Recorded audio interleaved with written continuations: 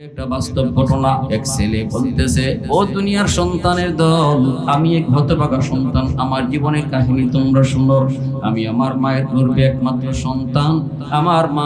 আমার মা আমাকে নিয়ে স্বপ্ন দেখেছেন। আমার জন্মের কিছুদিন পরেই আমার আব্বা মারা গেছে, কিন্তু আমার আম্মাকে আমার নানারা নিতে আসলে মা যায় নাই। মা স্বামীর বাড়িতে রয়ে গেলেন আর বললেন, আল্লাহ আমাকে একটা মানিক দিয়েছে, এই মানিকের চেহারা দিকে আমি জীবন যৌবন কাটিয়ে দিব, অন্যত্র আমি আর বিয়ে বসবো না। আমার আম্মা আমাকে নিয়ে রাত কাটাইছেন, দিন কাটাইছেন, কিন্তু একটু বুঝ হওয়ার পর আমি দেখতে পেলাম আমার মায়ের একটা চোখ নাই, বিশাল গর্ত, দেখলে বড় ভয় লাগে। আম্মা যখন স্কুলে আমারে দেখতে যায় আমারও ভয় লাগে, আমার ক্লাসমেট যারা এরাও ভয় পায়। হাই স্কুলে যাওয়ার পর হাই স্কুলের ক্লাসমেট যারা এরাও ভয় পায়, সবাই ভয় করে আর কয় তোর আম্মুরে স্কুলে আইতে না করবি, তোর আম্মুরে স্কুলে আইতে না করবি। কলেজে গেলাম, কলেজেও মা দেখতে যায়। আমি মাকে বলেছি, মা গো না তুমি স্কুলে আইসো না, কলেজে আইসো না, তোমাকে দেখলে সবাই ভয় করে, আমিও ভয় পাই। মা গো তোমার একটা চোখ নাই, বিশাল গর্ত, ভয় লাগে। মাকে যতই নিষেধ করি মা নিষেধ তো মানেন না। আমি চলে গেলাম ঢাকা ইউনিভার্সিটি, সেখানে পড়ালেখা করলাম, কিন্তু আমি এত বড় কুলাঙ্গার, বড় লোকের মেয়ের প্রেমে পইরা, বড় লোকের মেয়েকে বিয়ে কইরা আমি গ্রামের কথা ভুলে গিয়েছি, মার কথা ভুলে গিয়েছি। টাকার মুখে পইরা, ঢাকা শহরের রং তামাশায় পইরা আমার মা, যেই মার একটা চোখ নাই, মানুষের বাড়িতে কাম করে আমার লেখাপড়া করাইলেন, ওই মাকে আমি ভুলে গিয়েছি। শহরে থাকি, বউ নিয়ে আমি ঢাকা শহরে বাসা করে থাকি, আমার মাকে দেখতে আসি না। মানুষের কাছ থেকে একদিন ঠিকানা লই আমার মা আমার বাসার সামনে যে হাজির হয়েছে, দরজায় নক করেছে। আমি দরজা খুলে যেই মাত্র দেখলাম মা, তখনই আমার মাথা গরম হয়ে গেছে। আমি বলতেছি, মা রে তুমি কেন আইছো? তোমার একটা চোখ নাই, দেখলে ভয় লাগে। আমার বউ যদি তোমারে দেখে সেও ভয় পাবে। কেন এসেছো? স্কুল জীবনেও আমার কথা শুনো নাই, কলেজ জীবনেও শুনো নাই, আজ তুমি আমার দাম্পত্য জীবনটাও বুঝি সুখে করতে দিবা না। কেন তুমি এই সই কথা কয়ে যখন মার ধমক শুরু করেছি, আল্লাহর আরশটা কাঁপা শুরু হয়ে গেছে রে যুবক। মা দরজার বাহির দাঁড়ায় কান্দে আর কয়, বাদান রে আমি ভিক্ষা নিতে আসি নাই রে ভাই, আমি এক নজর তোমার চেহারাটা দেখতে আইছি। আমি যেই ছেলের চেহারার দিকে তাকাইয়া জীবন যৌবন সব শেষ করেছি, মা সারছি, ভাই সারছি, সব সারছি, আমার যেই সন্তানের চেহারার দিকে তাকাইয়া আজকে মরণের আগে আমার ওই সন্তানটারে এক নজর দেখতে আইছি রে বাজান। আমি ঘরে ঢুকবো না, তোর বাসায় আমার ঢুকাইস না, তোর বোর সামনে আমার নেস না, আমি এখান থেকে চলে যাচ্ছি, তোরা সুখে থাক। এই বইলাম মা চুকির পানিটা ফালায়া যখন বাড়ির দিকে রওনা দিয়ে দিছি, বাইরে বড় করে শুনে রাখো, বাপ মা কষ্ট পায় যদি সন্তান রে বদদুয়া দেয়, বদদুয়া কিন্তু আল্লাহর দরবারে সরাসরি কবুল হয়ে যায়। ওই অবস্থায় মা কিন্তু বদদুয়া দেয় নাই, মা শুধু বলেছে, বাজান আলেম ওলামার মুখে শুনেছি, সন্তান রে যদি বাপ মাই বদদুয়া দেয়, এই বদদুয়া বুঝি সরাসরি আল্লাহর দরবারে কবুল হয়ে যায়। আমি তোরে বদদুয়া দিলাম না, তবে আল্লাহকে বললাম, আল্লাহ যেন তোর বুঝটা ফিরে দেয়। বাদান রে জানি না আর কয়দিন দুনিয়ায় থাকবো, শেষ ইচ্ছাটা ছিল তোর এক নজর দেখবো। বাদান আমার ইচ্ছাটা শেষ, এখন আমি আল্লাহরে কইমু, আল্লাহ যেন আমাকে তাড়াতাড়ি দুনিয়া থেকে উঠায় নিয়ে যায়। কিছুদিন পরে ছেলে ওই গ্রামের পাশের গ্রামে তার একটা অনুষ্ঠান, ওই অনুষ্ঠানে যুবক হাজির হয়েছে। অনুষ্ঠান শেষ হওয়ার পর ওই যুবক বলতেছে, আমার মন চাইলো পাশের গ্রামটাই তো আমার নিজের গ্রাম, মারে তো ঘরে ঢুকতে দেই নাই, কষ্ট পায় মা চলে এসেছিল গ্রামে, যাই একটু দেখি, পাশে যখন আইছি মারে একটু দেখে যাই। এই কুয়ে যুবক নিজে গ্রামে বাড়িতে আসছে। আয়েশা যখন ডাক দিছে মা কইয়া, কিন্তু দেখি দরজা বন্ধ, কেউ দরজা খুলে না, দরজা বন্ধ, কেউ দরজা খুলে না। আবার মাকে ডাক দেয়, না না, কেউ দরজা খুলে না রে। কিছুক্ষণ পরে একজন মেয়ে দরজা খুলছে, খোলা মাত্র যুবক বলতেছে আমার আম্মা কই? মহিলাটাই কয়ে, আপনি বুঝি এই বাড়ির সাহেব? বলে হ। কই আমার মা? এই মেয়েটাই কয়ে, ইনি আমার ফুফু, আমি তার ভাতিজি। আজকে 1 সপ্তাহ যাবত আমার ফুফু বিছানায়, খেদমত করার কেউ নাই। 1 সপ্তাহ যাবত আমি আমার ফুফুর পাশে বইসা বইসা, কখন পানি লাগবে, কখন ওষুধ লাগবে আমি খাওয়াইছি। শুধু আমারে কইছে, মারে একটু মরণের সময় সন্তানটারে দেখাইবেনি তোরা। খুব আফসোস করেছিল ফুফু, মৃত্যুর সময় আপনার এক নজর দেখতো, কিন্তু না, আমার ফুফু দেখে যেতে পারে নাই। যাবার সময় আমার কাছে একটা চিঠি দিয়ে গেছে, আর বলছে কোনোদিন যদি আমার সন্তান আমারে খুঁজে গ্রামে আসে, তোমরা এই চিঠিটা আমার সন্তানের হাতে দিও। এই যে নেন আপনার মায়ের হাতের চিঠি। যুবক চিঠিটা কইলা দেখে মায় লেখছে, বাজান জানি না কোন দিন মায়ের খোঁজে তুমি গ্রামে আইবা, জানি না রে বাজান কোন দিন আইবা। ওই দিন আমি মা দুনিয়াতে থাকবো কি থাকবো না। তবে শোনো, জীবদ্দশায় মার একটা চোখ ছিল না, এজন্য তুমি মারে ভয় পাইতা, ঘৃণা করতা, নিন্দা করতা, কিন্তু কোনোদিন মারে জিগাও নাই, মাগো তোমার এই চোখটা গেল কোথায়? একদিনও তুমি জিগাও নাই। আমি ইচ্ছা করে তোমার কই নাই রে বাজান। আজকে মরণের আগে মা চিঠির মাধ্যমে বইলা গেলাম, শিশুকালে তোমার টাইফয়েড জ্বর হয়েছিল, ডাক্তারের কাছে নিয়ে গেছি, ডাক্তার কয়ে তোমার একটা চোখ নষ্ট হয়ে গেছে। সেদিন আমি বলেছিলাম, ডাক্তার আমি মার চোখটা নিয়ে আমার সন্তানদের দিয়া দাও, আমি মার চোখ লাগবে না, আমার সন্তানের চোখের প্রয়োজন। ওই যে চোখটা মার নাই, এই চোখটাই তোমারকে লাগানো। বনু তামিম গোত্রের যুবক চোখের পানি ধরায় নবীকে ডাক দিয়ে বলতেছে, নবী গো, আল্লাহর নবী, আজ আল্লাহ আমাকে অনেক সম্পদের মালিক বানাইছেন, টাকা পয়সার কোনো অভাব নেই, টাকার বিছানায় আমি ঘুমাইতে পারি, কোন দিক দিয়ে কোনো অভাব নাই। আজ যদি আমার আম্মা দুনিয়ায় থাকতেন, যত বড় ডাক্তার প্রয়োজন হতো মারে আমি দেখাইতে পারতাম, বাবার জন্য আমি যা কিছু প্রয়োজন সব আমি কিনতে পারতাম। আল্লাহ আমাকে তৌফিক দিয়েছেন, ভরপুর তৌফিক দিয়েছেন।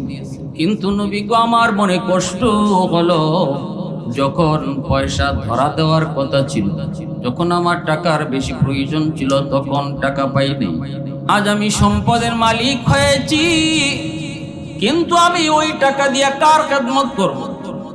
কই আমার মা, কোথায় আমার বাবা?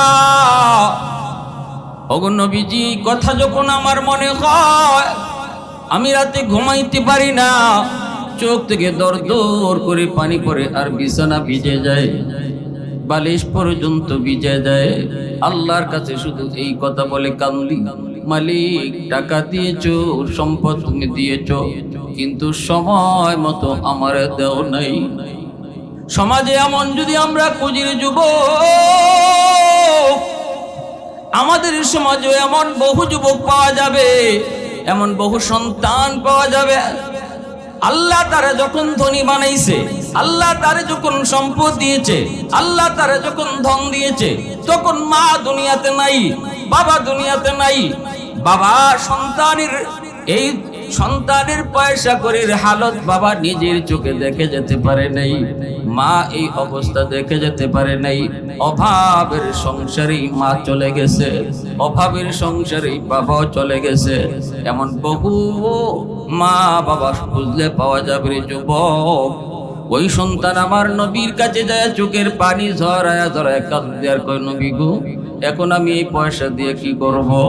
এই টাকা দিয়ে আমি কার খেদমত করব? আমি শুধু আপনার কাছে জানতে চাই, যদিও আমার মা কবরে শায়িত, যদিও আমার আব্বা কবরে শায়িত, তবু আমার মা বাবার খেদমত করার কোনো সুযোগ আসেনি। সুবহানাল্লাহ। কত সুন্দর প্রশ্নটা করেছে যুবক।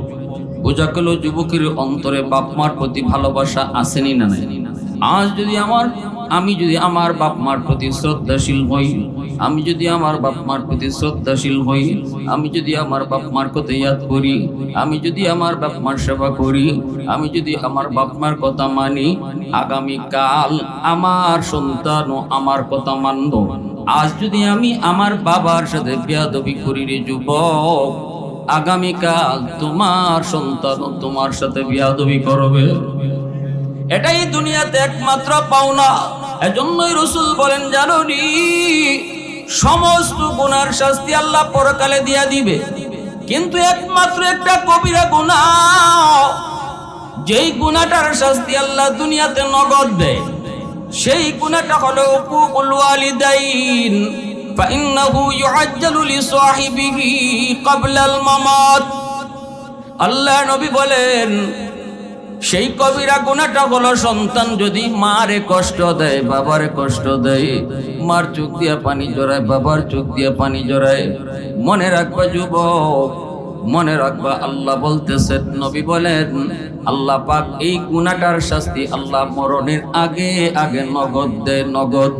এজন্য মা বাবার অবাধ্য সন্তান দুনিয়াতেই মরণের আগে আগে শাস্তি পেয়ে ফেলে, শাস্তি পেয়ে ফেলে। এজন্যই তো আল্লাহ পাক রব্বুল আলামিন বলেছে, ওয়াকাদা রাব্বুকা আল্লা তা'বুদু ইল্লা ইয়্যাহ ওয়া বিল ওয়ালিদাইনি ইহসানা। আল্লাহ বলেন, বন্ধু জানোনি এক নম্বর নির্দেশ হলো গোলামি চলবে আমি আল্লাহর, বন্দেগী চলবে আমি আল্লাহর। সন্তান চাইবা তো আমি আল্লাহর কাছে চাইবা, ধন দৌলত চাইবা তো আমি আল্লাহর কাছে চাও, শান্তি চাইবা তো আমি আল্লাহর কাছে চাও। কারণ শান্তি দেওয়ার মালিক কে? আওলাদ দেওয়ার মালিক কে? ছেলে সন্তান দেয় কে? মেয়ে সন্তান দেয় কে? হ্যাঁ, আসেনি আপনাদের কসবা এলাকা কিছু জামাই আছে, মেয়ে সন্তান হইলে পরে তার মুখ কালো হয়ে যায়, হয়নি হয়নি।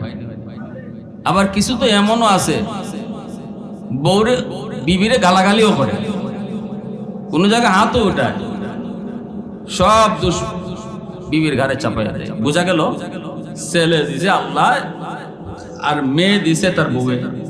নাউজুবিল্লাহি মিন যালিক। মেয়ে সন্তান হইলে পরে যদি কারো চেহারা কালো হয়, এটা মুসলমানের বৈশিষ্ট্য নয়, এটা আল্লাহ বলেন জাহিলি যুগের আবু জাহেলের বৈশিষ্ট্য। এটা আবু জাহেল, উতবা, সায়বার খাসলত। ঈমান থাকবে না।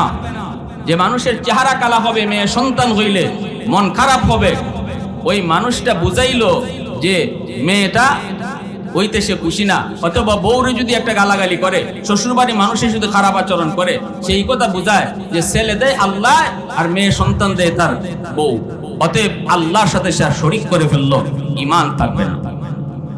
ঠিক কিনা জোরে বলেন? এজন্য আগে ঈমান শুদ্ধ করো, শিরক মুক্ত ঈমান নির্দেশ দিয়েছেন আল্লাহ এক নাম্বার। এরপরে আল্লাহ বলেন ওয়া বিল ওয়ালিদাইনি ইহসানা। ও বন্ধু, 2 নাম্বার নির্দেশ হলো বাপ মার সাথে ইহসানের আচরণ করো, উত্তম আচরণ করো। যেই আচরণটা আমি আল্লাহ নির্দেশ দিয়েছি। কেমনে কয়? ইম্মা, ইহসানের ব্যাখ্যা আল্লাহ নিজেই শুরু করেছেন, আল্লাহ নিজেই মুফাসসির হয়ে গেছেন, আল্লাহ নিজেই তাফসীর শুরু করে দিয়েছেন। আল্লাহ বলেন ইম্মা, শুনো কেমনে তুমি বাপ মার সাথে উত্তম আচরণ করবা। ইম্মা ইয়াবলুগান্না ইনদাকাল কিবারা আহাদুহুমা আও কিলাহুমা ফালা তাকুল লাহুমা উফ ওয়ালা তানহারহুমা وَقُلْ لَهُمَا قَوْلًا كَرِيمًا। আল্লাহ বলতেছেন, ও দুনিয়ার সন্তানের দল, সর্ববয়সী বাপ মার সাথে তুমি উত্তম আচরণ করবা। তবে তোমার মা তোমার বাবা যখন বৃদ্ধ বয়সে উপনীত হয়, তখন তোমরা আলাদাভাবে নজর রাখো, কারণ বৃদ্ধ বয়সে মানুষ অবুঝ শিশু বাচ্চার মতো হয়ে যায়, এক কথা বারবার কয়ে, আগের কথার পরের কথা মনে থাকে না, খাওয়ার পরে এরপরও আবার কয় খাইতো, নামাজ পড়ার পরও কয় নামাজ পড়তো, নামাজ যে পড়ছে তার ইয়াদ নাই, খানা যে খাইছে তার ইয়াদ নাই। আল্লাহ বলে ওই বয়সটাতে বাপ মার দিকে তুমি মায়ার নজরে তাকাইও, কারণ শিশুকালেও তুমি এক কথা বারবার বাবারে জিগাইছো, কোনদিন বাবা তোমার সাথে রাগ করে না। আমি আপনাদের সামনে বাস্তব কয়েকটা ঘটনা কই। বাপ মার সাথে বেয়াদবি করার কারণে দুনিয়াতে নগদ শাস্তি আল্লাহ তারে কেমন দিয়েছে, আর বাপ মার দোয়া থাকার পর আল্লাহ তারে কেমন ভাবে কবুল করছে। সুবহানাল্লাহ। আল্লাহ বলেন ইম্মা, তাফসীর শুনো, ইহসানের তাফসীর আল্লাহ নিজে করেন। নামাজের হুকুম আল্লাহ দিয়েছেন, আকিমুস সালাহ, নামাজ কায়েম করো, কিন্তু কেমনে নামাজ পড়বো, কেমনে দাঁড়াবো, কেমনে রুকু করব, কেমনে সিজদা করব, তাফসীর আল্লাহ নিজে করেন নাই। আল্লাহ বলছেন কেমনে নামাজ পড়তে হয় আমার বন্ধুর কাছ থেকে শিখে নাও।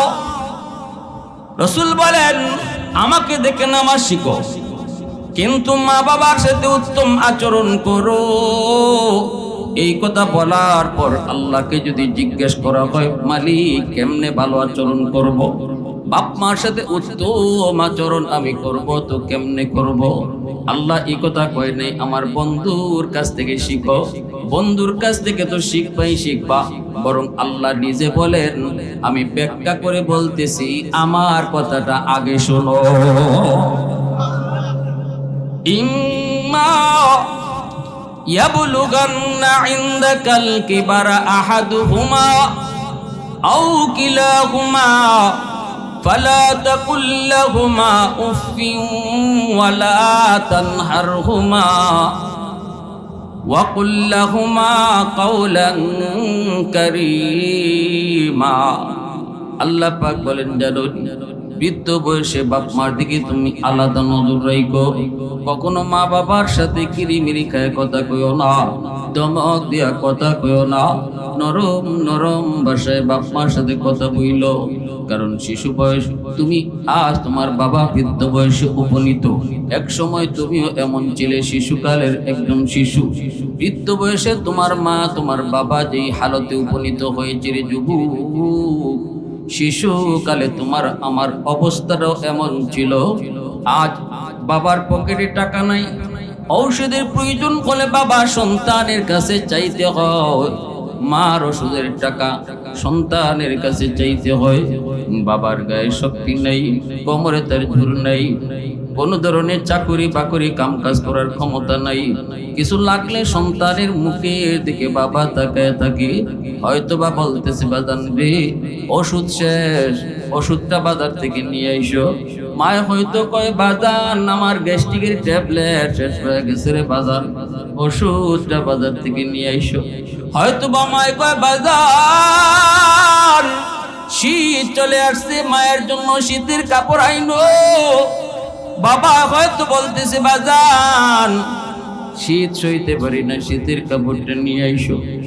আল্লাহ পাক রব্বুল আলামিন কয় এমন কোন আবদার যদি তোমার মায় করে, এমন কোন আবদার যদি কোনো বাবাই করে, ধমক দিও না, চোখ লাল করে কথা কইও না। কারণ শিশুকালে এমন বহু আবদার তুমি বাবারে করেছ, বাবা তোমারটা আগে পূরণ করেছে। ঔষধের প্রয়োজন ছিল তোমারও, ঔষধের প্রয়োজন ছিল বাবারও, ঔষধের প্রয়োজন ছিল তোমার মায়েরও, কিন্তু বাবা নিজের ঔষধ বাজার থেকে আগে কিনে নেই, তোমার মায়েরটাও বাবা আগে কিনে নেই, তোমার ওষুধটাই সবার আগে বাজার থেকে কিনছে।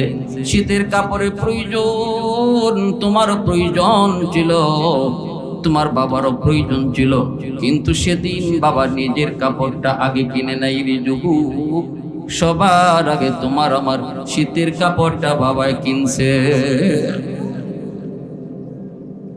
এজন্য আল্লাহ কয় শিশুকালের কথা ইয়াদ কইরো না, না চোখ লাল কইরো না, ধমক দিও না, কিরিমিরি খায়া কথা কইও না, না না ধমক দিয়া কথা কইও না। আমার নবী রহমতের নবী, মায়ার নবী, সাহাবায়ে কেরামদেরকে নিয়ে নবী এক মজলিসে বসা। হঠাৎ করে সাহাবীরা দেখতে পেলেন একজন বৃদ্ধা মহিলা নবীর দিকে লাঠি বর দিয়ে নবীর দিকে আসতেছে। আল্লাহ নবী ওই মহিলাকে শুধু এক নজর দেখছেন, দেখা মাত্রই সাহাবায়ে কেরামকে আর কিছু বলেন নাই, লাফ দিয়া নবী উঠে গেলেন ওই মহিলাকে আগে আনার জন্য। দু জাহানের বাদশা দৌড় শুরু করে দিলেন। সাহাবায়ে কেরাম পিছনে পিছনে যান, নবীজি কাছে যায়। এবার আল্লাহর নবী কয়, মা কেন তুমি কষ্ট করে মুহাম্মাদুর রাসূলুল্লাহর দরবার এত কষ্ট করে কেন এসেছো গো মা? আমাকে তুমি কেন খবর দিলা না? মুহাম্মদ যত বড় নবী হোক, মায়ের সামনে বড় হওয়া যায় না। মা সবার চেয়ে বড়। মার সামনে চেয়ারম্যানের চলে না, মার সামনে এমপিগিরি চলে না, মার সামনে মেম্বারি চলে না, মার সামনে নেতাগিরি চলে না। বাপ মার সামনে কোনো নেতাগিরি চলে না, টাকার পাওয়ার চলে না, ক্ষমতার পাওয়ার চলে না। সবার চেয়ে বেশি পাওয়ার আল্লাহ বাপ মারে দিছে। আওয়াজ দিয়া কও ঠিক কিনা, আরো জোরে ঠিক কিনা। কত ওলিরা ওলি হয়েছেন মার দোয়ার বদৌলতে। মঈনুদ্দিন চিশতি বলতেছে, মা আজকে বড় মজলিসে বয়ান করেছি, আজ যে মজলিসে বয়ান করেছি ভারতের ওই মজলিসের 90,000 হিন্দু আমার চেহারা দেখা কালেমা পড়ে মুসলমান হয়ে গেছে। মঈনুদ্দিন চিশতির মা বলতেছে, বাবা মঈনুদ্দিন, এটা তোমার কোনো ক্রেডিট নয়, তোমার কোনো বাহাদুরি নয়, এই বাহাদুরিটা হলো আমি মার। বাদান রে, ও বাবা মঈনুদ্দিন, আমি মা কোনোদিন তোমাকে ওযু সারা দুধ পান করাই নাই। मैं तालिब मौला को मेरे इश्क निराला, मैं तालिब मौला को मेरे इश्क निराला, है जुमला जहां जिनके तजल्ली से उजाला, मादर दु जहां गैर खुदा यार नदार, যদি याद खुदा ही चिदिगर कार नदारिम, যদি याद खुदा ही चिदिगर कार नदारिम। একটু আওয়াজ দিয়া বলেন আল্লাহু আকবার। সাহাবায়ে কেরাম নবীর পিছনে পিছনে আসলেন। সাহাবায়ে কেরাম অবাক হয়ে গেলেন, আমার দু জাহানের নবী বাদশা তো কোনোদিন কারো সম্মানে বসা থেকে দাঁড়ান নাই, এমনকি কারো সম্মানে নবী দৌড়ায়ও যান নাই। কিন্তু সেই বৃদ্ধা মহিলাকে কি তার পরিচয় গো কিছুই তো জানি না। রহমতের নবী তো তার কাছে যায় নিজের নবুয়তি চাদর, নবীজির গায়ে যে নবুয়তি চাদর, ওই চাদর কানা নবী মাটিতে বিছায় দিয়ে বলতেছেন, মা গো, ও মা, আর সামনে যাওয়া লাগবে না, মুহাম্মদ তোমার সামনে চলে এসেছে। মা গো, তুমি এই জায়গায় মুহাম্মদের নবুয়তি চাদরে বসে পড়ো। নবীজির মা কেশি, নবীজির মা যারে মা কইতেছেন, জুতা খুইলা তিনি নবীর চাদরে বসতে চাইলেন, কিন্তু দু জাহানের বাদশা কয়, না না, জুতা খোলা লাগবে না গো মা, তোমার জুতার বালিতে আমার চাদর ধন্য হবে।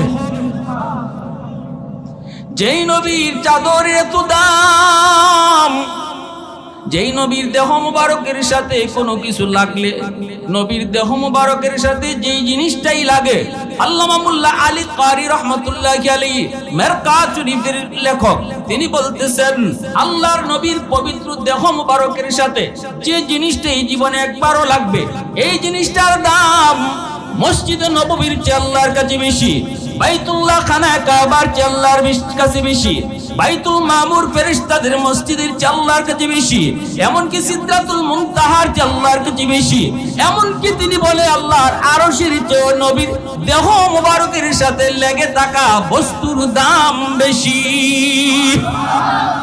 একটু আওয়াজ দিয়ে সুবহানাল্লাহ। আরো জোরে আল্লাহু আকবার।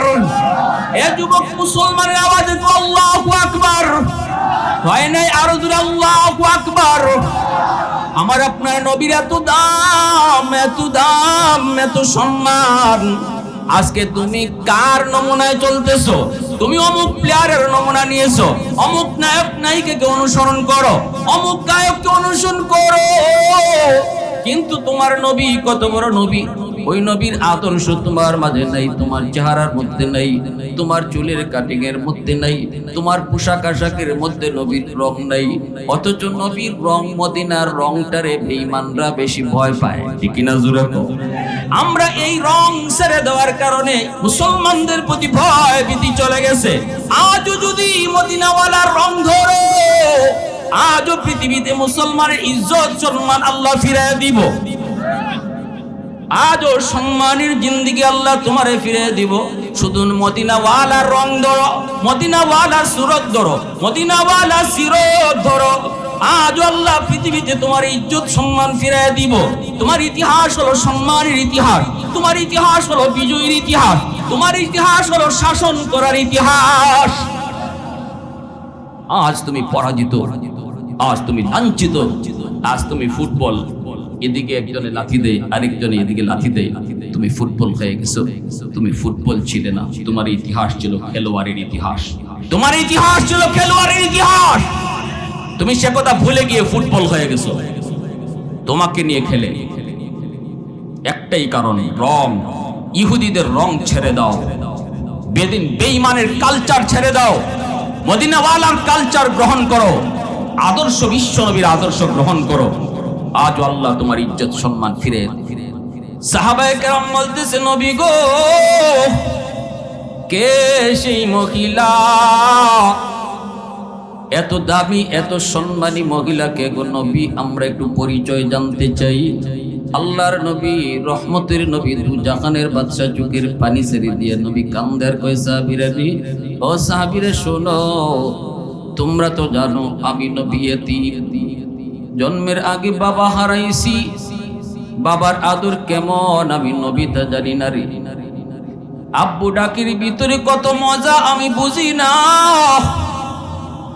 আমি নবীর সামনে যখন আব্বু ডাকে কোন সন্তান বাবাকে, আমার কলিজায় চিপা দিও। আমি মুহাম্মদ জন্মের পর থেকে কোনোদিন আব্বু ডাকতে পারি নাই। সুবহানাল্লাহ। বুঝ হওয়ার পর মা হারাইছি, মার খেদমত করার সুযোগও পাই নাই। বাবার কবর দেখতে যে মাকে হারাইছি। নবী আমার মাকে নিয়ে কান্দের, মাগু ও মা, বন্ধুদেরকে, বন্ধুদের আব্বা সন্ধ্যার সময় আইসা খুঁজা মাঠটিকে নিয়ে যায়। মাগো, কোনদিন তো আমি মুহাম্মদকে খুঁজে নেওয়ার জন্য আমার আব্বা আসলেন না। ওগো মা, আমার বাবা কেমন, আমার আব্বু কেমন, আমার আব্বু কেমন আসিলেন একটু কোন। এইভাবে নবী যখন আব্বু আব্বুকে কান্দে, তখনই নবীর আম্মা বলতেছে, নবীজির দাদাকে আব্দুল মুত্তালিবকে বলতেছেন, বাজান, আপনার নাতি আপনার সন্তানের কবর দেখতে চায়, অথচ আপনার সন্তান আব্দুল্লাহর কবর তো হলো মদিনায়। মুহাম্মদ বাবার কবর দেখার জন্য পাগল হয়ে গেছে গো। নবীজির দাদা বলতেছে, ঠিক আছে মা, তুমি যাও। নবীজিকে নিয়ে নবীর মা আমেনা আর একজন তাদের বান্দি উম্মে আয়মর, এই তিনজন চলে গেলেন মদিনায়। নবীজি যখন দেখলেন তার আব্বার কবর,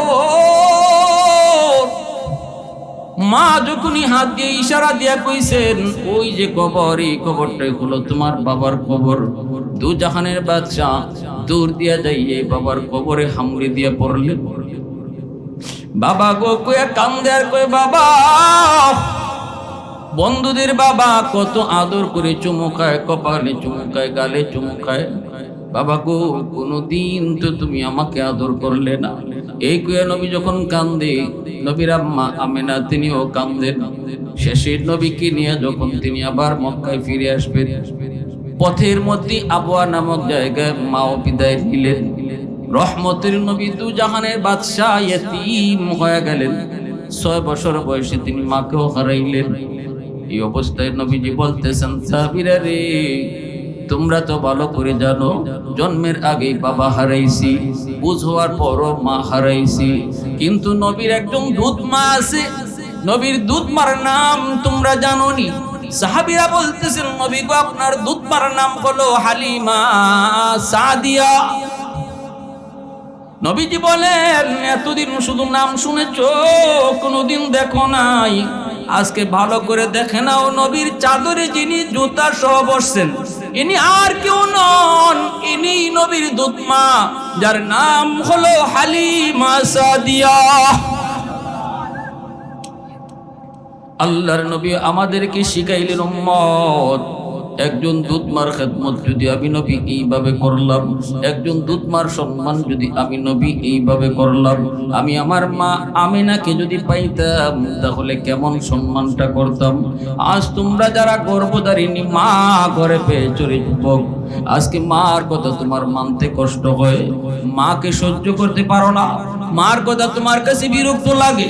এ যুবক একটু ভালো করে শুনো, আমার নবী রহমতের নবী মায়ার নবী তিনি বলেন, সাহাবী আয়েশা বলে নবী গো ওগো নবী আমার মা শিশুকালে আমার যেইভাবে খেদমত করছেন, আমার পসরা পায়খানা নিজের হাতে পরিষ্কার করেছেন, আমাকে মা নিজের হাতে তুলায়া তুলায়া খাওয়াইছেন, আমাকে মা নিজের হাতে গোসল দেওয়াইছেন, আমার শরীরে মা তেল পালি মালিশ করে দিয়েছেন। আজকে আমার মা বিছানায়, আমিও আমার মাকে ওইভাবেই সেবা করতেছি, নিজের হাতে মারে তুলায় তুলায় খাওয়াই। ওগো নবীজি আমি মাকে নিজের হাতে গোসল করাই, আমি মাকে নিজের হাতে বাথরুম করাই, বিছানায় যদি মা বাথরুম করে নিজের হাতে পরিষ্কার করি, কাউকে ধরতে দেই না। ওগো নবীজি শিশুকালে আমার মা আমাকে যেইভাবে সেবা করছেন, আজ আমি আমার মাকে ওইভাবেই সেবা করতেছি, বিন্দু পরিমাণও কোনো কমতি করি নাই গো নবী। ওগো নবীজি আমি আপনার কাছে জানতে চাই, আমার মা ঋণ শোধ হইছে নি, আমার মা ঋণ শোধ হইছে নি, মা আমারে যেইভাবে সেবা করছেন আমিও তো ওইভাবেই সেবা করতেছি, ঋণ শোধ হইছে নি। নবীজি বলেন কোনো দিন ঋণ শোধ হয় নাই, সমান সমান খেদমত হলেও ঋণ শোধ হবে না। সাহাবী বলতেছেন কেন গো নবী, সমানে সমানে যদি সেবা খেদমত হয় কেন ঋণ শোধ হবে না? আল্লাহর নবী বলেন এক নাম্বার কারণ হলো তুমি দুনিয়াতে আসার সময় মার প্রসব ব্যথা যেরকম হয়েছে, আজকে তোমার তো এমন কোনো কষ্ট হয় নাই। দ্বিতীয় হলো তোমার মা যেদিন তোমার প্রস্রাব পায়খানা তোমারে পরিষ্কার করত, ওই দিন মার অন্তরে ছিল আল্লাহ আমার সন্তানকে তুমি লম্বা হায়াত দাও, আমার সন্তানরে তুমি বাদশা বানাও, অলি বানাও। আজকে তোমার অন্তরে মার লম্বা হায়াতের দোয়া নাই, তোমার অন্তরে হলো মা তো বৃদ্ধা হয়ে গেছেন, হয়তো আর কয়দিন দুনিয়ায় বাঁচবে, এই কষ্ট তো আমার বেশি দিন করা লাগবে না। তোমার অন্তরে হলো মা দুনিয়া থেকে তাড়াতাড়ি চলে যাওয়ার, আর ওই দিন মার অন্তরে ছিল তোমার লম্বা হায়াতের। সুবহানাল্লাহ জোরে বলেন। নবীজি বলতেছেন খেদমতের ধরন এক রকম, কিন্তু অন্তরের হালত ভিন্ন রকম। মার অন্তরের হালত ছিল একরকম, আর তোমার হয়ে গেছে অন্য রকম। এজন্য আল্লাহর নবী কয় এটা কোনো দিন বাপ মার খেদমতের সমান হবে না। ভাইরা বন্ধুরা, জন্যই ওই যুবককে আল্লাহর নবী বলতেছেন, যুবক শোনো, 5টা আমল যদি তুমি করো তাহলে তোমার মা তোমার বাবা কবরে শুয়া শুয়াও তোমার খেদমত পাইতে থাকবে। 5টা আমল যদি তুমি করো, 5টা কাজ যদি তুমি করো, তাহলে তোমার কবরে শুয়ে থাকা বাপ মা তোমার খেদমত পাইতে থাকবে। বলুন এই 5টা আমল কার কার জানার ইচ্ছা আছে? হাত উঠে আল্লাহকে দেখা।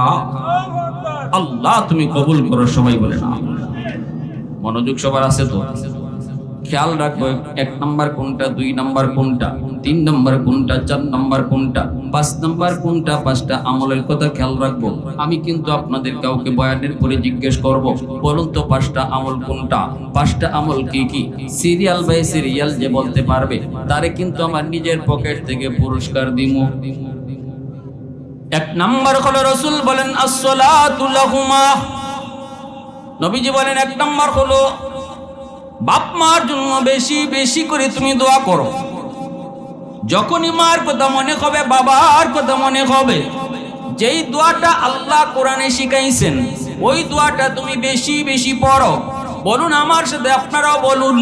আল্লাহ যেই দোয়া শিখাইছেন ওই দোয়াটা হলো রব্বির হামহুমা কামা রব্বায়ানি সগীরা। আবার বলেন রব্বির হামহুমা কামা রব্বায়ানি সগীরা। দোয়াটা শিখাইছেন কে? মালিকের নাম আসতে নিলে হবে না, জোরে বলেন। এই দোয়া শিখাইছেন কে? দোয়া কবুল করবেন কে? যিনি দোয়া কবুল করবেন ইনি যদি দোয়া শিখাইয়া দেন তাহলে বোঝা গেল এই দোয়া অবশ্যই কবুল হবে, ঠিক না?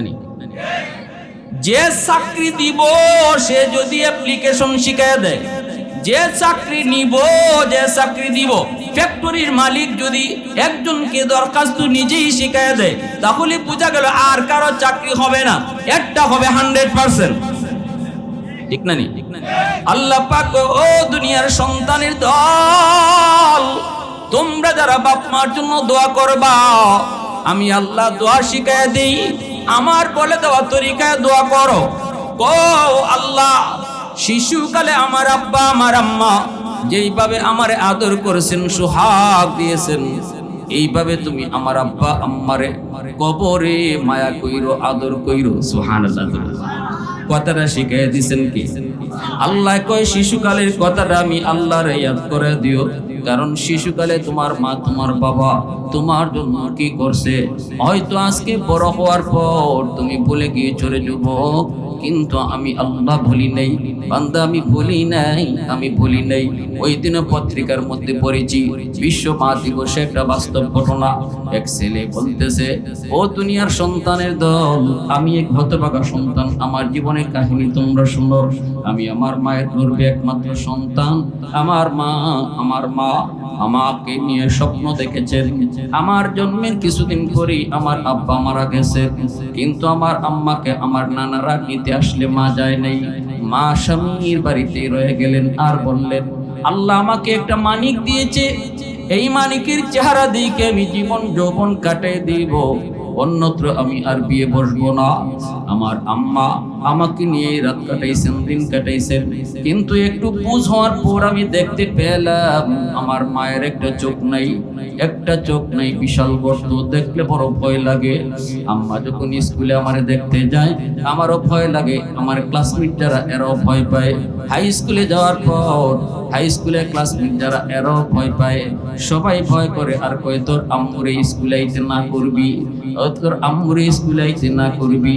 কলেজে গেলাম, কলেজেও মা দেখতে যায়। আমি মাকে বলেছি, মা গো না না তুমি স্কুলে আইসো না, কলেজে আইসো না, তোমাকে দেখলে সবাই ভয় করে, আমিও ভয় পাই। মা গো তোমার একটা চোখ নাই, বিশাল গর্ত, বিশাল গর্ত, ভয় লাগে, ভয় লাগে।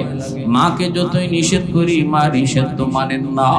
আমি চলে গেলাম ঢাকা ইউনিভার্সিটি, সেখানে পড়ালেখা করলাম, কিন্তু আমি এত বড় কুলাঙ্গার, বড় লোকের মেয়ের প্রেমে পইরা, বড় লোকের মেয়েকে বিয়ে কইরা আমি গ্রামের কথা ভুলে গিয়েছি, মার কথা ভুলে গিয়েছি। টাকার মুখে পইরা, ঢাকা শহরের রং তামাশায় পইরা আমার মা, যেই মার একটা চোখ নাই, মানুষের বাড়িতে কাম করে করে আমার লেখাপড়া করাইলেন, ওই মাকে আমি ভুলে গিয়েছি। শহরে থাকি, বউ নিয়ে আমি ঢাকা শহরে বাসা করে থাকি, আমার মাকে দেখতে আসি না। মানুষের কাছ থেকে একদিন ঠিকানা লই আমার মা আমার বাসার সামনে যে হাজির হয়েছে, দরজায় নক করেছে। আমি দরজা খুলে যেই মাত্র দেখলাম মা, তখনই আমার মাথা গরম হয়ে গেছে। আমি বলতেছি, মা রে তুমি কেন আইছো? তোমার একটা চোখ নাই, দেখলে ভয় লাগে। আমার বউ যদি তোমারে দেখে সেও ভয় পাবে। কেন এসেছো? স্কুল জীবনেও আমার কথা শুনো নাই, কলেজ জীবনেও শুনো নাই, আজ তুমি আমার দাম্পত্য জীবনটাও বুঝি সুখে করতে দিবা না। কেন তুমি এই সই কথা কয়ে যখন মার ধমক শুরু করেছি, আল্লাহর আরশটা কাঁপা শুরু হয়ে গেছে রে যুবক। মা দরজার বাহির দাঁড়ায় কান্দে আর কয়, বাদান রে আমি ভিক্ষা নিতে আসি নাই রে বাদ, আমি এক নজর তোমার চেহারাটা দেখতে এসেছি। আমি যেই ছেলের চেহারার দিকে তাকাইয়া জীবন যৌবন সব শেষ করেছি, মা সারছি, ভাই সারছি, সব সারছি, আমার যেই সন্তানের চেহারার দিকে তাকাইয়া আজকে মরণের আগে আমার ওই সন্তানটারে এক নজর দেখতে আইছি রে বাজান। আমি ঘরে ঢুকবো না, তোর বাসায় আমার ঢুকাইস না, তোর বোর সামনে আমার নেস না, আমি এখান থেকে চলে যাচ্ছি, তোরা সুখে থাক। এই বইলাম মা চুকির পানিটা ফালায়া যখন বাড়ির দিকে রওনা দিয়ে দিছি, বাইরে বড় করে শুনে রাই গো, বাপ মা কষ্ট পায় যদি সন্তান রে বদদুয়া দেয়, বদদুয়া কিন্তু আল্লাহর দরবারে সরাসরি কবুল হয়ে যায়। আর বাপ মা খুশি হয়ে যদি সন্তানকে দোয়া দেয়, এই দোয়াটাও সরাসরি কবুল হয়ে যায়। সালাসাতুন দাওয়াতুন মুস্তাজাবাতুন লা শাক্কা ফীহ, দাওয়াতুল মাজলুম ওয়া দাওয়াতুল মুসাফির ওয়া দাওয়াতুল ওয়ালিদি আলা ওয়ালাদিহি। তিন ব্যক্তির দোয়া এবং বদদুয়া দুটোটা আল্লাহর কাছে কবুল। এক নম্বর হলো মুসাফিরের দোয়া বদদুয়া, দুই নম্বর হলো মজলুমের দোয়া বদদুয়া, তিন নম্বর হলো বাপ মার দোয়া বদদুয়া। ওই অবস্থায় মা কিন্তু বদদুয়া দেয় নাই, মা শুধু বলেছে বাজান আলেম ওলামার মুখে শুনেছি সন্তানকে যদি বাপ মাই বদদুয়া দেয়, এই বদদুয়া বুঝি সরাসরি আল্লাহর দরবারে কবুল হয়ে যায়। আমি তোরে বদদুয়া দিলাম না, তবে আল্লাহকে বললাম আল্লাহ যেন তোর বুঝটা ফিরে দেয়।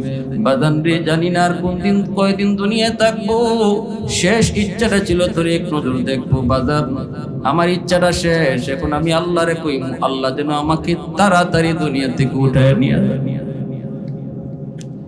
কিছুদিন পরে ছেলে ওই গ্রামের পাশের গ্রামে তার একটা অনুষ্ঠান, ওই অনুষ্ঠানে যুবক হাজির হয়েছে।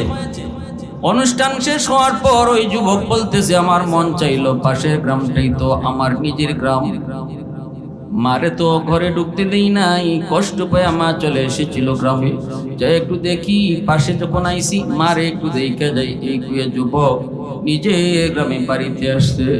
আইসা যখন ডাক দিছে মা কুয়া, কিন্তু দেখি দরজা বন্ধ, কেউ দরজা খুলে না, দরজা বন্ধ, কেউ দরজা খুলে না। আবার মাকে ডাক দেয়, না না কেউ দরজা খুলে না রে। কিছুক্ষণ পরে একজন মেয়ে দরজা খুলছে, খোলা মাত্র যুবক বলতেছে আমার আম্মা কই? মহিলাটাই কয়ে আপনি বুঝি এই বাড়ির সাহেব? বলে হ। কই আমার মা? এই মেয়েটাই কয়ে ইনি আমার ফুফু, আমি তার ভাতিজি। আজকে এক সপ্তাহ যাবত আমার ফুফু বিছানায়, খেদমত করার কেউ নাই। এক সপ্তাহ যাবত আমি আমার ফুফুর পাশে বইসা বইসা কখন পানি লাগবে, কখন ওষুধ লাগবে আমি খাওয়াইছি। শুধু আমারে কইছে মারে একটু মরণের সময় সন্তানটারে দেখাইবেনি তোরা। খুব আফসোস করেছিল ফুফু মৃত্যুর সময় আপনার এক নজর দেখতো, কিন্তু না আমার ফুফু দেখে যেতে পারে নাই। যাবার সময় আমার কাছে একটা চিঠি দিয়ে গেছে, আর বলছে কোনোদিন যদি আমার সন্তান আমার খুঁজে গ্রামে আসে, তোমরা এই চিঠিটা আমার সন্তানের হাতে দিও। এই যে নেন আপনার মায়ের হাতের চিঠি। যুবক চিঠিটা কইলা দেখে মায় লেখছে বাজান জানি না কোন দিন মায়ের খুঁজে তুমি গ্রামে আইবা, জানি না রে বাজান কোন দিন আইবা। ওই দিন আমি মা দুনিয়াতে থাকবো কি থাকবো না, তবে শোনো জীবদ্দশায় মার একটা চোখ ছিল না, এজন্য তুমি মারে ভয় পাইতা, ঘৃণা করতা, নিন্দা করতা, কিন্তু কোনোদিন মারে জিগাও নাই মাগো তোমার এই চোখটা গেল কোথায়, একদিনও তুমি জিগাও নাই। আমি ইচ্ছা করে তোমারে কই নাই রে বাজান। আজকে মরণের আগে মা চিঠির মাধ্যমে বইলা গেলাম, শিশুকালে তোমার টাইফয়েড জ্বর হয়েছিল, ডাক্তারের কাছে নিয়ে গেছি, ডাক্তার কয়ে তোমার একটা চোখ নষ্ট হয়ে গেছে।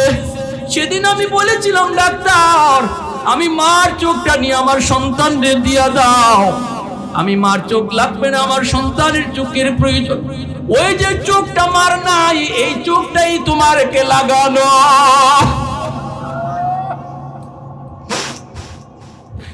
আজকে মার ওই চোখ না থাকার কারণে বুঝি তুমি মারে নিন্দা করো, এই চোখটা আমি কারো কাছে বেশি নাই, এমনি এমনি নিজে নিজে নষ্ট করি নাই, তোমারই দান করছি। আজকে যেই চোখ দিয়ে তুমি দুনিয়া দেখো, এই চোখটাই মার দেওয়া চোখ। জোরে কও না সুবহানাল্লাহ, আর একটু জোরে কও না সুবহানাল্লাহ, আর একটু জোরে কও না সুবহানাল্লাহ। আলহামদুলিমান কদ্দারা খাইরান ওয়া কাবালা, আলহামদুলিমান কদ্দারা খাইরান ওয়া কাবালা, والشكر لمن صور حسنا وجمالا، فرد صمد عن صفة الخلق بريء، رب أزلي خلق الخلق كمالا، لا ضد ولا ند ولا حد لمولا، لا ضد ولا ند ولا حد لمولا، الآن كما كان ولم يلق زوالا، الآن كما كان ولم يلق زوالا। মুসলমানের আওয়াজ কো আল্লাহু আকবার। এজন্য আল্লাহ নবী কই রাদার রাব্বি ফি রাদাল ওয়ালিদাইন ওয়া সাকাতুর রাব্বি ফি সাকাতিল ওয়ালিদাইন। যেই সন্তানের উপরে তার বাপ মা রাজি, ওই সন্তানের উপরে আল্লাহ রাজি। যেই সন্তানের উপরে বাপ মা নারাজ, এই সন্তানের উপরে আল্লাহ নারাজ। অতএব আল্লাহরে যদি তুমি খুশি করতে চাও রে যুবক, ব্যবসা বাণিজ্যে সফলতা চাও, চাকরিতে তুমি প্রমোশন চাও, লেখাপড়ায় তুমি উন্নতি চাও, তাহলে অবশ্যই আল্লাহরে খুশি করা লাগবে। আর আল্লাহ বলে আমি বাপ মা ছাড়া খুশি হই না, বাপ মা খুশি থাকলে আমি আল্লাহ খুশি। একজন মানুষ পাক্কা নামাজ পড়ে, প্রতি বছর হজ করে, কিন্তু মারে কষ্ট দেয়, বাবারে কষ্ট দেয়, মারে বাদ দেয় না, বাবারে বাদ দেয় না। প্রতি বছর হজে যায়, উমরায় যায়, নামাজ পড়ে পড়ে কপালে কর ফালাইয়া দিছে, মারে বাদ দেয় না, বাবারে বাদ দেয় না। মনে রাখবা ও যুবক, ভালো করে শোনো, কথা মানলে মানো, না মানলে নাই। আমার কথা আমি কয়ে যাই, আওয়াজ আসতে কেন জোরে বলা। আমাদের দায়িত্ব কোয়া, কেডা মানবেন আর কেডা মানবেন না, কে কিভাবে নেবেন তাও জানি না। হয়তো অনেকের মনে একটা প্রশ্ন আছে, আমি প্রশ্নের উত্তরটাও দিব। হয়তো অনেকেই মনে এই প্রশ্নটা নিয়ে বসা, হুজুর মা বাবা যদি আমার সাথে জুলুম করে, আমার বাপ মা যদি আমারে কষ্ট দেয়, আমার বাপ মা যদি আমারে ঠকায়, তাহলেও কি আমি বাপ মার সাথে ভালো আচরণ করব? অবশ্যই এই প্রশ্নটা কারো কারো আছে। আমারে যেহেতু অনেকেই ফোন দেয়, আমি তাদেরকে প্রশ্নের জবাবটাও শোনাবো। জবাবটা আমার না, জবাবটা আল্লাহর নবীর দেওয়া, ওই জবাবটাও আপনাদেরকে শোনাবো। মনোযোগ আছে তো ইনশাআল্লাহ? আওয়াজ দিয়ে বলেন আছে তো ইনশাআল্লাহ? ভালো করে শুনে। আল্লাহর নবী বলেন, আন আবি হুরায়রা রাদিয়াল্লাহু তাআলা আনহু قال قال رسول الله صلى الله عليه وسلم من أصبح مطيعا لله في والديه أصبح له بابان مفتوحان من الجنة। রাসূল বলেন, উম্মতের দল শোনো, রাতের বেলা কোনো সন্তান যদি মাকে বাবাকে খুশি করে ঘুমায়, বাপ মার মন জয় কইরা যদি কোনো সন্তান রাতের বেলা ঘুমায়, যে কোনো ভাবে হোক, কথা বইলা হোক, কোনো কিছু খাওয়াইয়া হোক, সুন্দর হাসাহাসি কইরা হোক, মাপ চাইয়া হোক, কোনো না কোনো সুরতে যদি বাপ মারে খুশি করে, একটু বাপ মারে আনন্দ দিয়া সন্তান ঘুমায়, যেই রাত্রে সন্তান ঘুমাইছে ওই রাত্রে মা তার উপরে খুশি, ওই রাত্রে তার বাবা তার উপরে খুশি। রাসূল বলেন, সকাল হওয়া মাত্রই ওই সন্তানের জন্য আল্লাহ পাক জান্নাতের দরজা খুলে দেয়। সাহাবীরা বলেন, নবী গো যদি একজন হয়, রাসূল কয় একজন হলে একটা জান্নাতের দরজা খোলা। এরপর আল্লাহ নবী যেই কথাটা কয়, ওয়ামান আসবাহা আসিয়ান লিল্লাহি ফি ওয়ালিদাইহি আসবাহা লাহু বাবানে মাফতুহান মিনান নার। আল্লাহ নবী কয় এর বিপরীতে শোনো, রাতের বেলা কোনো সন্তান যদি ঘুমায়, বউ বাচ্চা নিয়ে ঘুমায়, অথচ তার বাবার দিলে কষ্ট, মার দিলে কষ্ট, দিনের বেলা এমন আচরণ মার সাথে করেছে, যেই আচরণে মার কলিজায় ব্যথা, বাবার কলিজায় ব্যথা, অনেক সময় অনেক সন্তান বাপ মারে কলিজায় লাগায় কথা কয়, ওই কথায় মার কলিজা পুইরা যায়, বাবার কলিজা যদি যুবকের মরণ হয়। কিন্তু এই আমলটা আছে, আজকে রাত্রে মারে খুশি করেছে, বাবারে খুশি করেছে। রাসূল কয় মরতে দেরি, জান্নাতে ঢুকতে দেরি হবে না। এটা তো পাওয়ারফুল একটা আমল, এত মজবুত আর শক্তিশালী একটা আমল যে বাপ মারে খুশি রাইকা দুনিয়া থেকে বিদায় হওয়া। সাহাবী বলেন কিলা ইয়া রাসূলুল্লাহ, ওই প্রশ্নটা আইছে এখন আপনাদের অনেকের মনে যে প্রশ্নটা, এই প্রশ্নটা এখন সাহাবী করতেছেন নবীকে। কিলা ইয়া রাসূলুল্লাহ ওয়া ইন যালামা, নবী যখন এই ওয়াজটা করছেন, বাপ মারে খুশি করে ঘুমাইলে জান্নাত, বাপ মারে নারাজ করে ঘুমাইলে জাহান্নাম। সাহাবী একজনে বলেন ইয়া রাসূলুল্লাহ, আমার মা যদি আমার উপরে জুলুম করে, আমার বাবা যদি আমার উপরে জুলুম করে, জমি জমা আমারে ঠকাইছে, আমার বাইরে ভালো জমি দিছে, আমার সন্তানরে কম মায়া করে, আমার ভাইয়ের সন্তানরে বেশি মায়া করে, বাবা দুনিয়া থাকতেই এক ভাইয়ের নামে বেশি জায়গা দিয়ে গেছে, আমার সম্পদ কম দিছে, এমন অভিযোগ আসেনি না নাই? জোরে বলেন আসেনি না নাই? নবীজিকে এই প্রশ্নটা করেছেন সাহাবী। এবার আল্লাহ নবী জবাবে বলেন ওয়া ইন যালামা ওয়া ইন যালামা ওয়া ইন যালামা। সাহাবী বলেছেন নবী গো, যদি বাপ মায়ে জুলুম করে তবু কি ভালো আচরণ করব? রাসূল বলেন যদি জুলুম করে, জুলুম করে, জুলুম করে। কয়বার কইছেন? জোরে বলেন, জোরে বলেন। একবার না তিনবার? রাসূল বলেন যদি জুলুম করে, জুলুম করে, জুলুম করে, তবুও সন্তান বাপ মার সাথে ভালো আচরণ করতে হবে। এবার আপনারা প্রশ্ন করবেন হুজুর, তাহলে বাপ মা যে অন্যায় করলো, এই অন্যায়ের কি কোনো শাস্তি নেই? অবশ্যই শাস্তি রয়েছে। বাপ মা যে অন্যায় করব, সন্তান সবাইকে এক নজরে দেখার কথা ছিল, সকল সন্তানকে আল্লাহর দেওয়া বন্টন অনুযায়ী সম্পদ দেওয়ার কথা ছিল, কিন্তু বাবা লেখা কাউকে বেশি দিয়ে গেছে, আল্লাহর দেওয়া বন্টন মাফিক বাবায় বন্টন করে নেই। এই যে অন্যায় বাবায় করলো, মায়ে করলো, কিয়ামতের ময়দানে আল্লাহর আদালতে বিচার হবে। কোথায়? জোরে বলেন কোথায়? আল্লাহর আদালতে বিচার। কিন্তু দুনিয়ার নিজামের ক্ষেত্রে রাসূল কয় দুনিয়াতে কোনো সন্তান এর বদলা নিয়া বাপ মার সাথে খারাপ আচরণ করতে পারবে না, কারণ বাপ মা তার কাছ থেকে ভালো আচরণ পাও না শুধু এক কারণে, সেটা হলো তার মা, তার বাবা, যাদের উসিলায় সে দুনিয়া দেখছে। শুধু এই কারণে বাপ মা তার কাছ থেকে ভালো আচরণ পাও না। এবার বাপ মা তার সম্পদ দিলে দেখ, না দিলে নাই, কিছুই যদি না দেয়, সন্তানরে যদি কিচ্ছু না দেয় বাপ মায়, তবুও সন্তান বাপ মার সাথে খারাপ আচরণ করতে পারবে। সিদ্ধান্ত আমার না রাসূলের?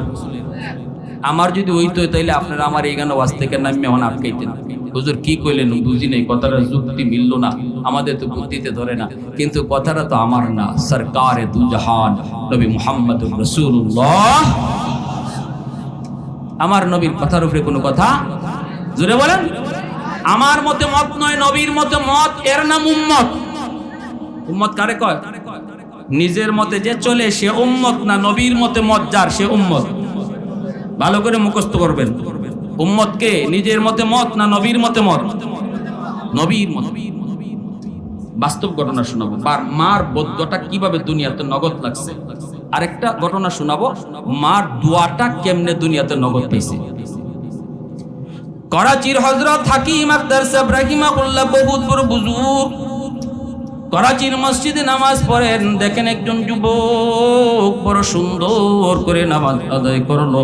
হুজুর নিজের মুখে কি বয়ান করেছেন, হুজুর তার কিতাবের ভিতরে এই ঘটনা তিনি লিখেছেন। হুজুর বলেন আমি নামাজ শেষ করার পর ওই যুবককে ডাক দিয়ে কাছে আনলাম, আইনে যুবককে জিজ্ঞেস করতেছি, যুবক এত সুন্দর করে নামাজ আদায় করেছো, কিন্তু ডান হাতটা কাপড় দিয়ে পেঁচানো কেন?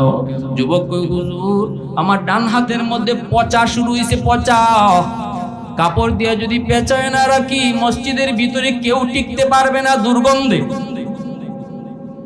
আল্লাহর ওলি কই, যুবক একটু দেখাইবানি? দেখাইছে, দেখো উপরের দিকে খালি উঠে।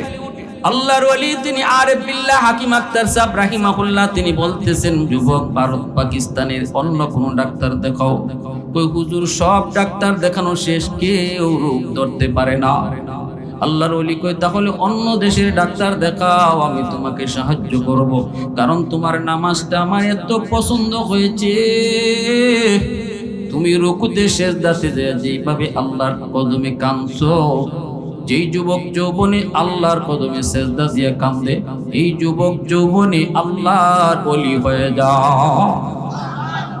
এই জমিনে যত আল্লাহর ওলি হয়েছেন যুবক, প্রত্যেকেই ওলির দপ্তরে নাম লেখাইছেন যৌবনকালে। যৌবন কালটাই হলো ওলি হওয়ার বয়স। ওলি হইবা তো যৌবনী ওলি হও। লা ওয়ারআ কাল কাফি আও কামা ক্বালান নবী আলাইহিস সালাম। বুড়া বয়সে একজন মানুষ আল্লাহরে সেজদা দেয়, হাজারো বৃদ্ধ মানুষের সেজদা যদি এক পাল্লায় রেখে দেওয়া হয়, আর একজন যুবকের সেজদা এক পাল্লায় রাখা হয়, ওই যুবকের সেজদার পাল্লা ভারী হয়ে যাবে। কারণ যুবক যৌবনে তারে চায় গুনাহ করতে, যৌবন তারে ডাকে গানের আয়োজনে, যৌবন তারে ডাকে যাত্রার প্যান্ডেলে, যৌবন তারে ডাকে গাঞ্জা খাইতে, যৌবন তারে ডাকে ইয়াবা খাইতে, যৌবন তারে ডাকে চুরি করতে, যৌবন তারে ডাকে ডাকাতি করতে, যৌবন তারে ডাকে মারামারি করতে, যৌবন তারে অন্যায় কাজের দিকে নিতে চায়, জিনা ব্যভিচারের দিকে নিতে চায়। কিন্তু যেই যুবক তার ওই পাগলা ঘোড়ারে চালায় না, লাগাম টান দিয়ে ধরে, ঘোড়া চলতে দেয় না, যেদিকে মন চায় এদিকে যায় না, না তার অন্তরে আল্লাহর ভয়, আল্লাহর ভয় যে যুবকের কলি যায়, দুনিয়ার নাপাক প্রেম অন্তরের মধ্যে জন্ম দেয় না, অন্তরের ভিতরে জন্ম দেয় না। কারণ আল্লাহ পাক মানুষকে বড় আদর করে বানাইছে। আসমান আল্লাহ বানাইছেন কুন ফায়াকুন বইলা, জমিন আল্লাহ বানাইছেন কুন ফায়াকুন বইলা, ফেরেশতা আল্লাহ বানাইছেন কুন ফায়াকুন বইলা। কিন্তু আমারে আপনারে আল্লাহ পাক কুন ফায়াকুন বলে বানায় নাই। আমারে আপনারে যখন আল্লাহ বানাইছে, আল্লাহ বলতেছে খলাকতু বিয়াদাইয়া, আমি আল্লাহ আমার নিজের হাত দিয়ে বান্দা বান্দিরে বানাইছি। ওই যুবক যখন আল্লাহর মহব্বত কলিজায় লইয়া মসজিদে গিয়া সিজদা দেয়, তখনই আল্লাহ পাক রব্বুল আলামিন কয় তার কলিজার ভিতরে যখন আমি দেখি আমার মহব্বত, ওই যুবককে আমি ওলির দফতরে নাম লেখাই। শুধু তা না, বরং যুবকের উসিলায় আমি আল্লাহ জমিন টিকায় রাখি। এই জমিন আমি টিকায় রাখি ওই যুবকগুলোর উসিলায়। সমাজে কিছু যুবক আছে যে যুবক যৌবনেও ফাকলামি করে না, আমি আল্লাহরে ডরায় চলে। লাউলা মাশাইকু রুক্কা ওয়াশ শাবাবু খুশা ওয়াল আতফালু রুদ্দা ওয়াল আনআমু রুদ্দা লাজআলতুস সামাআ হাদিদা ওয়াল আরদা খাফসাফা ওয়াত তুরাবা রামাদা ওয়ামা আনজালতু মিনাস সামাই কাতরা ওয়ামা আমবাততু মিনাল আরদি নাবাতা বাল আনজালতু আলাইকুমুল আযাবা সাব্বা।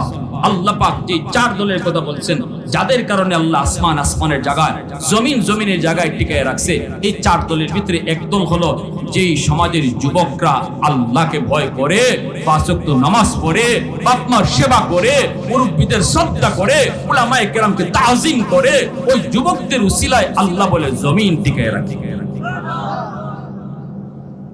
আমরা তো আমাদের দাম বুঝি না, আমরা আজকে আমাদের নিজেদের মূল্যই জানি না, ঠিক কিনা ভাই? জোরে বলা। এবার যুবক বলতেছে, হুজুর এ বড় দুঃখজনক ঘটনা, ডাক্তাররা আমার রোগ ধরতে পারে নাই, কিন্তু আমি আমার রোগ ধরে ফেলেছি হুজুর, কোন ডাক্তারে হবে না। হুজুর বলতেছে, কি তোমার রোগ একটু কও। যুবক কান্না শুরু করে দিয়েছে, চোখের পানি জড়ায় জড়ায় কান্দে আর কই, হুজুর আমার রোগ হলো আসমানে, চিকিৎসা চলছে জমিনে। আগুন লাগছে শেরপুর, পানি দেয় ফরিদপুর, জীবনে কোনোদিন যেমন ভাবে আগুন নিবে না।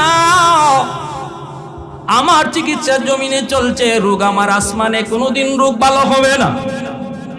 আমার মার একমাত্র সন্তান আমি, মা বারবার কইছে বাবা বড় লোকের মেয়ে বিয়ে করিস না, জন্মের পরই বাবা হারাইছি। মা কষ্ট করে করে লেখাপড়া করাইছেন, কিন্তু বড় লোকের মেয়ে বিয়ে করে আনার পর আমি দেখেছি আমার মার সাথে আমার বিবির বনিবনা হয় না, অথচ মা বারবার কইছে বাজানলি ধনীর মেয়ে বিয়ে করবি না। এজন্য বলি যুবক, সুন্দর দেখে তুমি লাভ দিও না। বিয়ে শাদী একটা খেলনার বিষয় নয় যুবক, বিয়ে শাদী একটা অনেক বড় গুরুত্বপূর্ণ বিষয়। বউ শুধু তোমার বউ নয়, বউ হবে তোমার ভবিষ্যতে সন্তানের মা। অতএব এমন জায়গায় তুমি বিয়ে করো যেখানে তোমার আর তার অবস্থান সমান সমান, যেটাকে শরীয়তে বলে কুফু। আজকে তুমি চেয়ারম্যানের মেয়ের সাথে সম্পর্ক করছো বিদায় তারে বিয়ে করে ফেলবা, অথচ তুমি একজন রিকশাওয়ালা ছেলে, অল্প দিনের ভিতরেই সংসারে আগুন লাগবে। অথবা তুমি যদি শিল্পপতি হও আর মেয়েটা গরিবের হয়, মেয়েটার ব্যাপারেও তুমি চিন্তা করো, তার স্ট্যাটাস আর তোমার স্ট্যাটাস এক না, পরিবেশ এক হবে না, মিজাজ এক হবে না। এজন্য শরীয়ত কয় যে যে জায়গায় আছো এই সমানে বিয়ে করবা, যে যে স্তরে আছো স্তরে যাইবা, তাহলে একজন আরেকজনের মেজাজ বুঝতে সহজ হবে। ঠিক কিনা জোরে কোন? শুধু পাইলা আর দৌড় দিলা তা না, এই ধনীর মেয়েটাকে বিয়ে করে আনার কারণে তার মাকে মা কয়ে ডাকতে পারে না, মাকে মা কয় না। এইদিকে দেখা যায় যুবক অফিস থেকে আসলে পরে যুবক বলতেছে, হুজুর আমি যখন অফিস থেকে বিকালবেলা বাড়িতে ফিরি, আমার বউ আমার মার বিরুদ্ধে নালিশ দেয়, কানে কানে মার বিরুদ্ধে অভিযোগ দেয়। একদিন, 2 দিন, 3 দিন ধমক দিছে, এরপরে বউয়ের কথায় আমিও পইরা গেছি হুজুর, কারণ আমি তো প্রেম করে ভালোবেসে বিয়ে করেছি, বউয়ের প্রতি আমি তো দুর্বল ছিলাম। আমার মা যে এত কষ্ট করে আমাকে পড়ালেখা করাইলো, আমার জন্মের পরেই যে বাবা হারাইলো, মার আদর বাবার আদর যেই মার কাছে পেয়েছি, আমি ওই মার রুমে ঢুইকা মারে বকাবকি কইরা মার গায়ে আমি হাত উঠে ফেলছি। যেই মাত্র আমি মার গায়ে হাত উঠেছি, এমনি মায় কয় বাজান আজকে তুই তোর বউয়ের কথায় আমি মার গায়ে হাত উঠে দিলি, অথচ একবারও ভাবলি না এই হাতটা মা, শুধু মা চুমায়া চুমায়া বড় করছি, তোর এই হাতের মধ্যে পৃথিবীর আর কারো চুমা নাই। আজকে ওই হাত দিয়ে বুঝি তুই মারে মারলি, আল্লাহ যেন তোর এই হাত ফসায়া দেয়। নাউজুবিল্লাহ। একটা বোধ। 2 নম্বর বদ্ধ হলো তোর জানা, তুই যেন আমার জানাজা পড়তে না পারো। যুবক কয় হুজুর যখনই মায়ে 2টা বদ্ধ দিছে, তখনই আমি টের পাইছি আমার পায়ের নিচের জমিন কাঁপে উঠছে, আল্লাহর আরশটাও কাঁপে উঠছে। যুবক রে, একটু দিলটা নরম করে কথাগুলি একটু বুঝো, কার কলিজায় ব্যথা লাগাইয়া তুমি সুখ খুঁজতেছ? বাপ মার কলিজায় আগুন ধরে কেউ কোনোদিন সুখ পায় না রে যুবক। আল্লাহ লাইট আল্লাহ পাক আমার আপনার জীবনে লাইট লাগাইয়া দিছে। এই যে এখানে লাইট লাগানো, এই লাইট জ্বলবে না যদি পাওয়ার হাউস থেকে লাইন ওকে না করো, শুধু লাইট থাকবে জ্বলবে না। আমার আপনার জীবনে আল্লাহ লাইট লাগাইয়া দিছে, জ্বালাইয়া দেয় নাই। আর জ্বালাইতে কইছে বাপ মা তোমার জীবনের পাওয়ার হাউস, ওখান থেকে লাইন ওকে করো, আমি তোমার বাতি জ্বালাইয়া দিব। সুবহানাল্লাহ। জিন্দেগির বাতি আমি জ্বালায়া দিব, ব্যবসা বাণিজ্যে উন্নতি আমি আল্লাহ বাড়ায়া দিব, চাকরিতে তোমার প্রমোশন করায়া দিব, হায়াতের ভিতরে আমি বরকত বাড়ায়া দিব। অ্যাক্সিডেন্টে তোমার পাও ভাঙ্গা যাওয়ার কথা, বাপ মার দোয়া থাকলে আমি আল্লাহ কুদরতি ভাবে হেফাজত করব। ঠাটা তোমার মাথায় পড়ার কথা, বাপ মার দোয়া থাকলে আমি আল্লাহ কাইটা দিব, দূর করব। ভাইরা বন্ধুরা, এজন্য বলতেছিলাম, ওই যুবক বলতেছে হুজুর মা যখনই বদ্ধ দিছে, কিছুদিন পর আমি অফিস থেকে খবর পাইলাম মা দুনিয়ায় নেই। জানাজা পড়ার জন্য আমি দ্রুত আসলাম, কিন্তু গ্রামে পৌঁছতে পৌঁছতে এত দেরি হয়ে গেল। অন্যদিন এত দেরি হয় না, এত রাস্তাঘাটে সমস্যা হয় না। গ্রামে পৌঁছতে পৌঁছতে বিকাল হয়ে গেছে। এলাকার মানুষ আমাকে ছাড়াই আমার মার জানাজা পড়ে ফেলছে। মানুষেরা কয় বাজার অনেকক্ষণ অপেক্ষা করেছি, আর মানুষের ধৈর্য ধরে না। আমি বলেছি বাজার তোমাদের কোনো দোষ নাই গো, এটা আমার মার বদদোয়া। আমি বুঝে গেছি মার 2টা বদ্ধর 1টা বদ্ধ কবুল হয়ে গেছে, এখন আরেকটা বদ্ধ বাকি রয়েছে। কিছুদিন পরে আমি দেখতে পেলাম আমার ওই ডান হাত, যে হাত আমি মার গায়ে উঠেছি, এ যুবক একটু দিলটা নরম, যে হাতটা আমি মার গায়ে উঠেছি, এই হাতটার মধ্যে একটা ফুরা দেখা দিছে। মনে করছি ছোট্ট ফুরা, কিন্তু এটা ফুরা না, এটাই মার বদদোয়া। পচন শুরু হয়েছে, ডাক্তার অ্যান্টিবায়োটিক, হাই অ্যান্টিবায়োটিক দিছে, কিন্তু না, ফুরা তো ভালো হয় না, পচন খালি উপরের দিকে উঠে। ডাক্তার কই, যুবক, আমরা তো তোমার রোগ ধরতে পারি না, এই ঔষধে তো এটা ভালো হওয়ার কথা। আমি তখনই কেঁদে কেঁদে বলেছি, ডাক্তার, তোমরা আমার রোগ ভালো করতে পারবা না গো, আমার আগুন লাগছে আসমানে, পানি চলছে জমিনে। ভাইরা আমার, এজন্য বলতেছিলাম, যুবক, পৃথিবীতে এমন বহু নজির আল্লাহ রাখছে যারা বাপ মারে কষ্ট দেয়, আল্লাহ দুনিয়াতে নগদ শাস্তি দেয়, নগদ। একমাত্র শাস্তি আল্লাহ বাপ মারের সাথে যারা খারাপ আচরণ করে এদেরকে নগদ শাস্তি দুনিয়াতে দেয়, পরকালে তো শাস্তি আছেই। আর বাপ মারে যারা খুশি কইরা দুনিয়াতে চলবো, বাপ মার কথা মতো চলবো, বাপ মারে খুশি রাইকা চলবো, তারাও দুনিয়াতে নগদ সুফল পায়। যেমনটা পাইছেন ইমাম বুখারী, যেমনটা পাইছেন ইমাম মুসলিম, যেমনটা পাইছেন মঈনুদ্দিন চিশতি, যেমনটা পাইছেন আব্দুল কাদের জিলানী, যেমনটা পাইছেন কুতুবউদ্দিন বখতিয়ার কাকি, যেমনটা পাইছেন ওয়াসকুরুনি, যেমনটা পাইছেন বাইজিদ বুস্তামি। আল্লাহু আকবার, জোরে কও। মায় কইছিল, বাজান পানি খাইতা, ছোট্ট বাবু বাইজিদ পানি আনতে আনতে দেখে মা ঘুমাই গেছে। ফজর পর্যন্ত গ্লাস নিয়ে দাঁড়ানো, মার ঘুম ভাঙছে। বাবা ডাক দিলি না? আম্মা, তোমার ডাক দিলে ঘুম ভাঙলে কষ্ট হইব, এই জন্য দাঁড়ায় রয়েছে। শীতের রাতে ছোট বাচ্চা। ওই যে বাইজিদের মা টান দিয়ে বুকে আইনা কইছিল, আল্লাহ, আমার অবুজ বাচ্চাটা আল্লাহ কি দেখাইলো আজকে, আমি মার ঘুম ভাঙলে কষ্ট হইব, এই জন্য ডাক দিছে না সারা রাত, মাথার পাশে গ্লাসে পানি নিয়ে দাঁড়ানো, কখন আমার ঘুম ভাঙবে আর আমারে পানি দিবে। ও মালিক, এর বদলা আমি মা দিতে পারবো না, তোমার আদালতে হাত উঠাইলাম, আমার বাইজিদকে তুমি জগতের ওলিদের সরদার বানাইয়া দিও। আল্লাহর দরবারে সাথে সাথে কবুল। বাইজিদ বুস্তামি শুধু বুস্তামি না, জগতের ওলিদের সরদার আল্লাহ বানাইয়া দিয়েছে।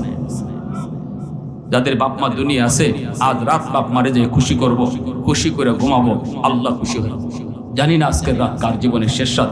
যদি মা বাবারে খুশি করে ঘুমাই, মাথায় একটু তেল দেও না, বাপ মারে খুশি করতে লক্ষ টাকা লাগে না, বোয়াল মাছ খাওয়াইতে হয় না, মুখ বরে আম্মা কুয়া ডাক দিও, মুখ বড়ে বড়ে আব্বা কুয়া ডাক দিও, দেখবা বাপ মার দিল খুশি হয়ে গেছে। বাপ মা সন্তানের আম্মা ডাকটা শোনার জন্য খাকা করে দিল, বাবার আব্বা ডাকটা শোনার জন্য খাকা করে। সন্তান বৃদ্ধ হলো বাপ মার কাছে কখনো বড় হয় না, ছোটই থাকে। যে সন্তান মাকে বাবাকে বেশি বেশি আব্বা আম্মা ডাকবে, এই সন্তানের উপরে বাপ মা খুশি থাকে, ঠিক না? বেশি বেশি ডাকবা।